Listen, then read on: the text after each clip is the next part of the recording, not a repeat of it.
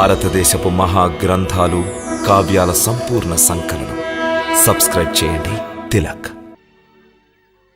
నీ పట్టపురాలు సమక్షానికి వెళ్ళి పీడేలా మిత్రుడని చెప్పి ఎలా పరిచయం చేయగలవు? అది నీకు అవమానం కాదా? నీకు అవమానం జరుగుతుంటే చూస్తూ నేను మాత్రం మిత్రునిగా ఎలా సహించగలను? సుధామ, నువ్వు చిన్నప్పుడు ఎంత అమాయకంగా ఉన్నావో ఇప్పుడు అలాగే ఉన్నావు. ఇందులో మాకు అవమానం ఏముంటుంది? సుధామ, నీ యొక్క చరణధూళి యొక్క స్పర్శ మాత్రం చేతనే మా అంతఃపురంలోని అణువణువు పరమ పవిత్రం అవుతుంది. ఇప్పుడు నీ ఆగమనంతో మా ప్రతిష్ట దిగంతాల వరకు వ్యాప్తి చెందుతోంది. జనులు యుగ యుగాల వరకు మన మిత్రత్వాన్ని ఆదర్శంగా తీసుకుంటారు. మన మిత్రత్వాన్ని స్మరిస్తూ ఉంటారు. నిన్ను మా మందిరానికి తీసుకెళ్లకుండా మేము నిన్ను ఎలా వెళ్ళనిస్తామనుకున్నాం? ద్వారపాలక, ఆజ్ఞ ద్వారకాధీశ. వెంటనే రథాన్ని సిద్ధం చేయించండి. మా యొక్క పరమమిత్రుని ఘన స్వాగతానికి సన్నాహాలు చేయించండి. చిత్తం. రామిత్రమా,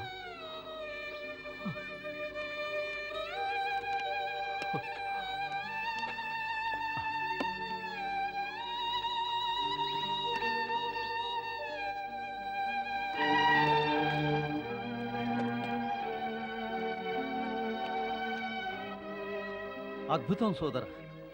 మిత్రత్వం అంటే ఇలా ఉండాలి. ఏ ఒక్కరూ ఊహించలేరు. ఒక దరిద్ర బ్రాహ్మణుడికి ద్వారకాధీశునికి మిత్రత్వం అంటే. పైగా ఎంత గొప్ప స్నేహం! అతని కోసం త్రిలోకనాథులే ఒట్టి పాదాలతో నడుచుకుంటూ వచ్చారు. అతన్ని ఆహ్వానించడానికి శిరస్సుపై కిరీటం కూడా తీసేశారు. అది మాత్రమే కాదు, ఆ క్షణంలో వారు ద్వారకాధీశుల వలె లేరు.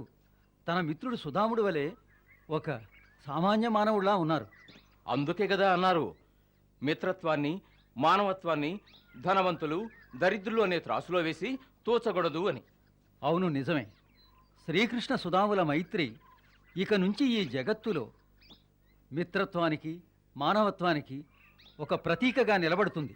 వాస్తవానికి ఈ కాలంలో జనులు మిత్రత్వం అనే పేరుతో తమ స్వలాభాలను నెరవేర్చుకుంటున్నారు. రండి, నేడు మనం ఓ నిర్ణయానికి రావాలి. ఇక నుంచి జీవితాంతం మనం కూడా శ్రీకృష్ణ సుధాముల వలె నిశ్చలమైన నిస్వార్థమైన ప్రేమభావంతో మిత్రత్వాన్ని కాపాడుకుంటామని శపథం చేద్దాం.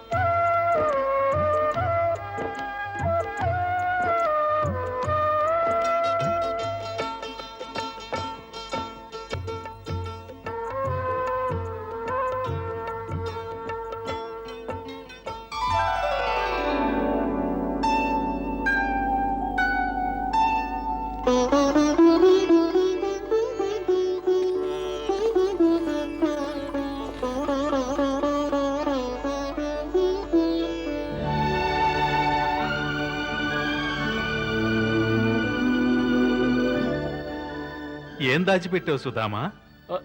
ఏం లేదు, ఏం లేదు. ఏమీ లేదా? ఖచ్చితంగా ఏదో దాచిపెట్టే ఉంటావు. ఏమిటి స్వామి, ఏమంటున్నారు తమరు? తమ మిత్రునిపై ఆరోపణ చేయడం న్యాయమా స్వామి? ముమ్మాటికి కాదు, మిత్రుడు భగవంతుని స్వరూపం అంటారు. చూడండి, మీకు సుధాముడు ఇప్పుడు తెలుసు, మాకు చిన్నప్పటి నుంచి తెలుసు.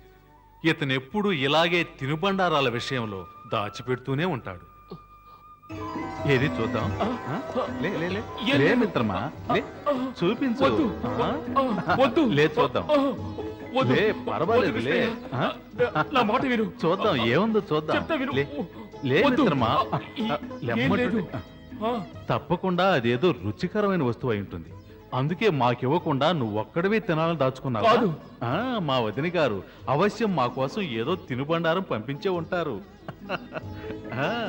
ఏది?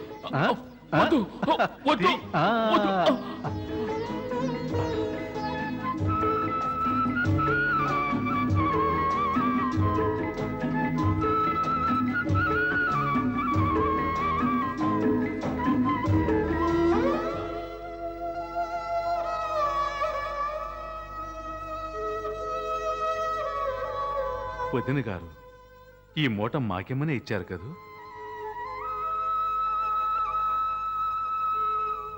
మరెంతవరకు మాకెందుకు ఇవ్వలేదు?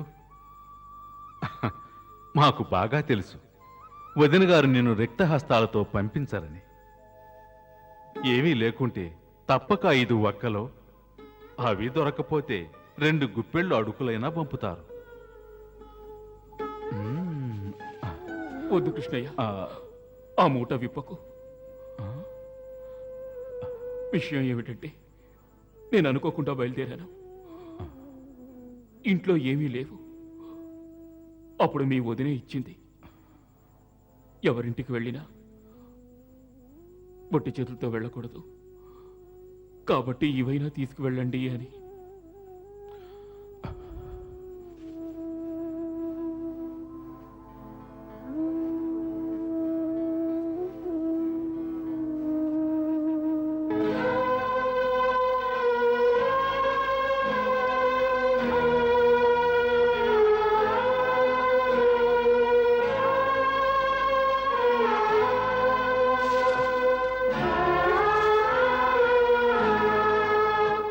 అమృతం తీసుకొచ్చావా?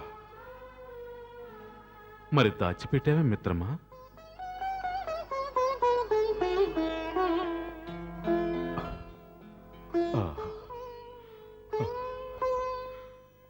వదిన గారు ఎంత మంచి కానుక పంపించారు. ప్రేమ అనే అమృతంలో ముంచి ఇచ్చిన ఈ అడుగులు, ప్రేమతో రంగరించి ఇచ్చిన మేలి ముత్యాలి ఈ అడుగులు.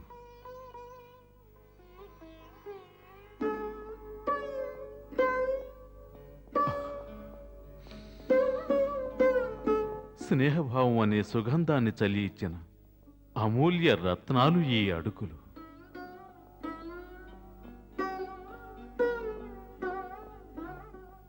ఇవి ఈ లోకంలోని అన్నిటికంటే ఉత్తమమైన అమూల్యమైన బహుమానాలు. వీటినా నువ్వు దాచిపెట్టావు. ఈ 3 గుప్పెళ్ల అడుకుల కోసం ముల్లోకాలనే త్యజించి వేస్తాం.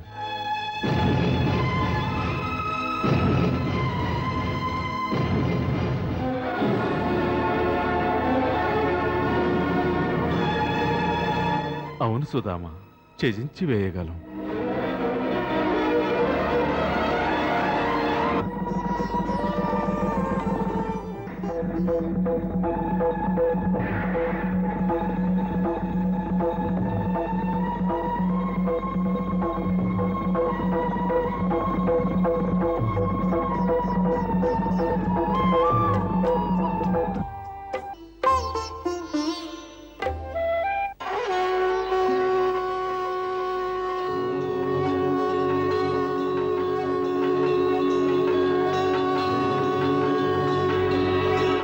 త్రిలోకనాథ, ఏమి చేయుచున్నారో?